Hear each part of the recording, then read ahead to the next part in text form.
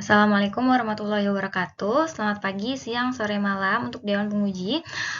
Perkenalkan, nama saya Sifauliandari Aisyah. Di sini saya akan memaparkan hasil dari pemetaan geologi daerah Cilopang dan sekitarnya, Kecamatan Cisitu, Kabupaten Sumedang, Provinsi Jawa Barat. Oke, berikut ini merupakan agenda dari presentasi kali ini, diawali dengan pendahuluan dan juga diakhiri dengan penutup. Yang pertama adalah pendahuluan. Untuk latar belakang, pemetaan geologi lapangan merupakan suatu kemampuan dasar seorang ahli geologi untuk mengaplikasikan ilmu geologi pada kondisi sebenarnya. Pemetaan geologi ini dapat berguna untuk mengetahui kondisi geologi, persebaran batuan, penampakan morfologi, bentang alam, dan juga sejarah pembentukannya. Penelitian ini dilakukan di daerah Cilopang, Kabupaten Sumedang dengan luas area 36 km persegi. Berikut ini adalah rumusan masalah. Yang pertama adalah bagaimana geomorfologi, kemudian bagaimana persebaran batuan dan stratigrafi, yang ketiga bagaimana hubungan stratigrafi, yang keempat bagaimana kondisi struktur geologi, yang kelima bagaimana sejarah geologi, dan juga bagaimana potensi sumber daya dan bencana geologi. Nah, untuk tujuannya sendiri adalah mengetahui geomorfologi daerah penelitian, mengetahui persebaran batuan daerah penelitian, mengetahui hubungan stratigrafi daerah penelitian, mengetahui kondisi struktur geologi daerah penelitian, mengetahui sejarah keterbentukan daerah penelitian, dan juga mengetahui potensi sumber daya dan bencana geologi di daerah penelitian. Berikut ini lokasi penelitian. Seperti dijelaskan sebelumnya, luas daerah penelitian sebesar 36 km persegi yang meliputi Kecamatan Paseh, Cisitu, Situraja, dan Jati Gede yang berada di Kabupaten Sumedang, Provinsi Jawa Barat. Selanjutnya adalah tinjauan pustaka. Yang pertama adalah fisiografi regional. Daerah penelitian sendiri terletak di Kabupaten Sumedang, Provinsi Jawa Barat, yang secara fisiografi terletak di zona Bogor. Zona Bogor sendiri dia membentang sejauh 40 km dari daerah Jasinga hingga Bumi Ayu, Jawa Tengah. Zona Bogor juga merupakan antiklinorium dari sedimen yang terendapkan pada kala Neogen, yang kemudian terlipat secara kuat dan terintrusi oleh volcanic neck, stok, dan lain-lain. Zona Bogor juga berbatasan dengan zona Bandung yang dapat ditandai dengan adanya gunung api muda seperti Gunung Tampomas di Sumedang dan Gunung Ciremai di Kuningan. Untuk stratigrafi regional, daerah penelitian termasuk ke dalam peta geologi lembar Arjuwinangun yang dibuat oleh juri 1995, di mana daerah penelitian terdiri dari beberapa formasi dan anggota. Yang pertama adalah anggota batu lempung dari formasi Subang, kemudian formasi Citalang, breksi terlipat, hasil gunung api tak teruraikan, hasil gunung api muda tak teruraikan, dan juga endapan aluvium. Selanjutnya adalah struktur regional, di mana secara umum Pulau Jawa terbagi menjadi atau terdapat 3 pola kelurusan yang dominan akibat gaya konvergen. Yang pertama adalah pola Meratus yang memiliki umur paling tua, yang memiliki arah dominan timur laut barat daya. Kemudian ada pola Sunda yang memiliki arah dominan utara selatan. Kemudian ada pola Jawa yang memiliki arah dominan barat timur dan berumur paling muda. Nah, selain itu berdasarkan Van Bemmelen 1970, zona Bogor juga dapat terbagi menjadi 2 periode tektonik. Yang pertama adalah periode Miosen-Pliosen, di mana pada periode ini terjadi pembentukan geantiklin Jawa di bagian utara, juga terbentuk lipatan dan sesar yang disebabkan karena adanya gaya tekanan dari arah selatan. Nah, pembentukan struktur tersebut terjadi pada Miosen tengah, kemudian pada Miosen atas, antiklinorium terintrusi oleh batuan beku dasit dan andesit hornblende.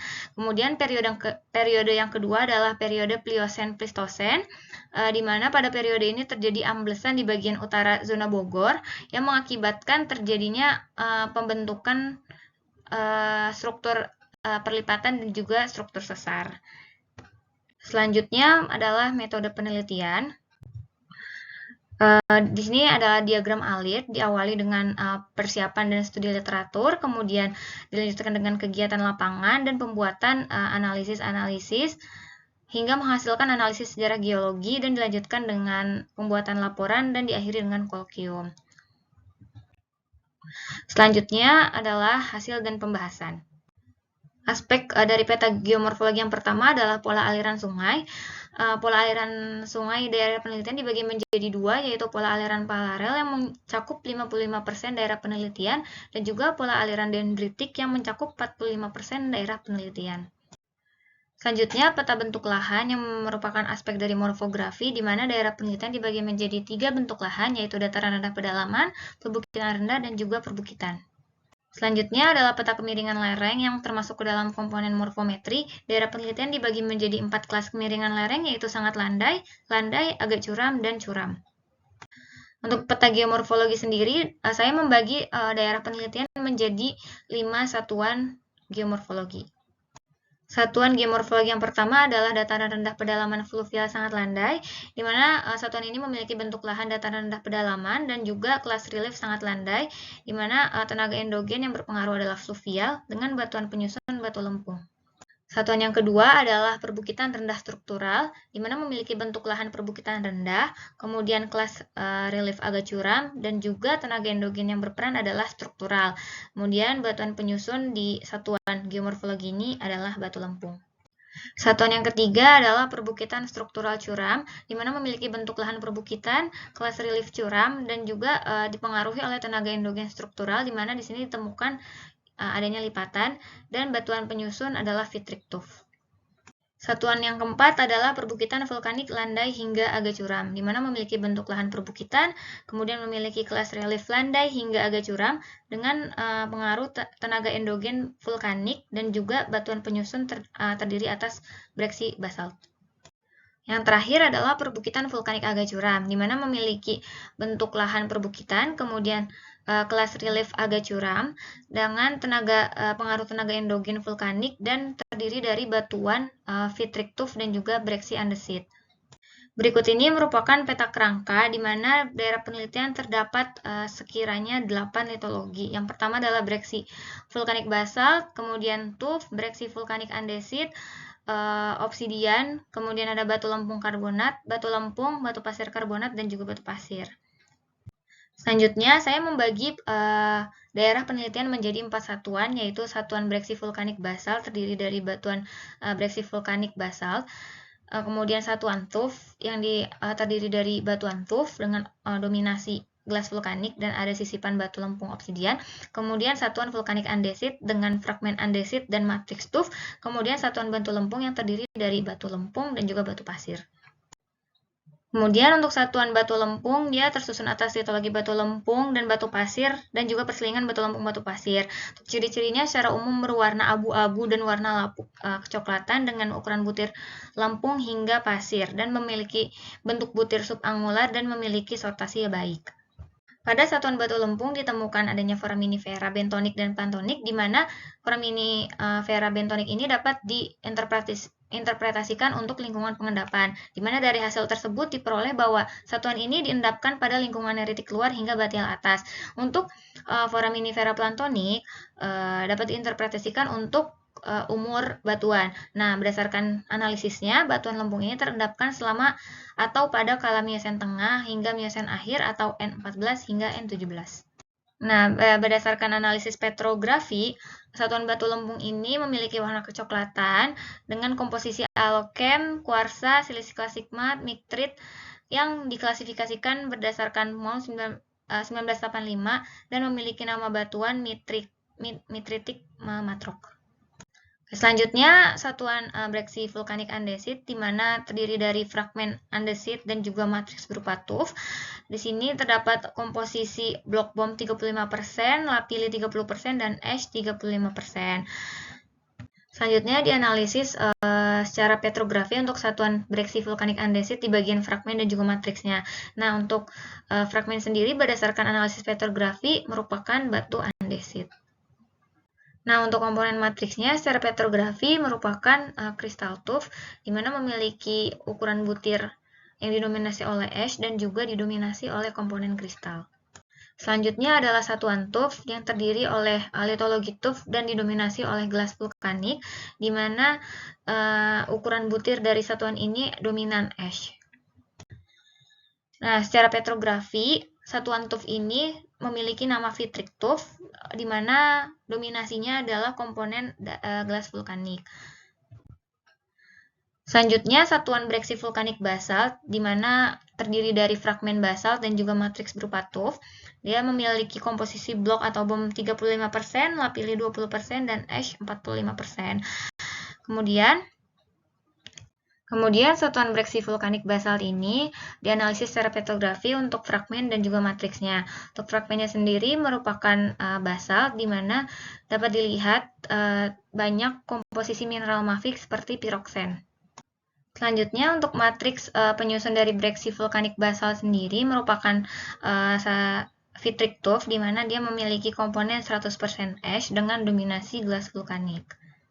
Berikut ini adalah hubungan stratigrafi daerah penelitian di mana untuk batuan lempung sendiri dia berumur paling tua terendapkan pada kala Miosen tengah hingga Miosen akhir. Kemudian terendapkan batuan breksi andesit secara tidak selaras atau disconformity pada Pleistosen awal dan masih pada umur yang sama terendapkan satuan tuff secara selaras di atas batuan breksi vulkanik andesit. Kemudian kembali terendapkan satuan breksi vulkanik basalt secara tidak selaras pada Pleistosen akhir. Nah, berikut ini adalah analisis kelurusan di mana peta kelurusan lembahan memiliki arah dominan timur laut barat daya dan peta kelurusan punggungan memiliki arah utama barat laut tenggara. Dari analisis kelurusan ini diperoleh dua arah dominan. Nah, dua arah dominan dari analisis kelurusan tersebut saya interpretasikan adanya lipatan dan dapat dilihat juga dari morfologinya. Selain itu, ada analisis kekar yang ditemukan ada dua stasiun yang memiliki kekar X dengan arah dominan barat laut tenggara. Selanjutnya, untuk struktur kekar yang ditemukan adalah berupa kekar X dan terdapat dua stasiun kekar dan yang ditemukan pada satuan batu lempung. Pada daerah penelitian juga ditemukan struktur sesar berupa sesar normal yang berada pada litologi perselingan batu lempung dan batu pasir dengan orientasi north 167 derajat east dan deep 69 derajat dan offset 70 cm. Selanjutnya, secara geologi diawali dengan pengendapan batu lempung pada kala Miosen tengah dan Miosen akhir. Selanjutnya pada kala Pliosen tidak terjadi pengendapan batuan, di mana di sini juga terjadi uplift dan perubahan lingkungan dari lingkungan laut ke lingkungan daratan. Selanjutnya di Pleistosen awal terendapkan batu breksi andesit dan juga terendapkan satuan tuff secara selaras di umur yang sama. Selanjutnya di Pleistosen tengah hingga itu dia diinterpretasikan tidak terjadi pengendapan, oleh karena itu hanya terjadi erosi dan pelapukan, dan kemudian di Pleistosen akhir diinterpretasikan terjadi pengendapan breksi vulkanik basalt. Oke, selanjutnya adalah potensi di mana meliputi potensi bencana geologi itu berupa tanah longsor dan juga potensi sumber daya geologi adalah saran untuk pertambangan breksi yang dapat digunakan untuk material infrastruktur atau untuk elemen arsitektur. Oke, selanjutnya untuk kesimpulan, daerah penelitian dibagi menjadi 5 satuan geomorfologi, yaitu daerah dataran rendah pedalaman fluvial sangat landai, perbukitan rendah struktural agak curam, perbukitan lipatan curam, perbukitan vulkanik landai hingga agak curam, dan perbukitan vulkanik agak curam. Kemudian daerah penelitian juga dibagi menjadi 4 satuan batuan, yaitu satuan batu lempung, satuan batuan breksi vulkanik andesit, satuan tuff, dan juga satuan breksi vulkanik basalt. Untuk satuan lempung memiliki kontak tidak selaras atau disconformity terhadap satuan breksi vulkanik andesit, dan satuan breksi andesit memiliki kontak selaras dengan satuan tuff dan memiliki kontak tidak selaras dengan satuan breksi vulkanik basalt. Nah, selain itu, struktur yang dapat ditemukan adalah kekar X, kemudian sesar normal, dan juga lipatan. Untuk sejarahnya diawali dengan pengendapan batu lempung pada Miosen tengah dan Miosen akhir, kemudian terendapkan batuan breksi andesit pada Pleistosen awal dan juga satuan tuff, dan diakhiri dengan pengendapan batuan breksi basalt di Pleistosen akhir. Nah, selain itu, daerah penelitian memiliki potensi sumber daya geologi pertambangan breksi dan juga potensi bencana geologi berupa tanah longsor. Untuk sarannya, yang pertama adalah melakukan pemetaan daerah rawan longsor, kemudian melakukan analisis lingkungan pengendapan lebih dalam dengan membuat log sedimen dan memastikan lingkungan pengendapannya, dan melakukan analisis mengenai struktur di daerah penelitian karena terdapat indikasi lipatan yang tidak dapat ditemukan buktinya pada penelitian ini. Berikut ini daftar pustaka yang digunakan. Sekian presentasi dari saya, kurang lebihnya mohon maaf. Assalamualaikum warahmatullahi wabarakatuh.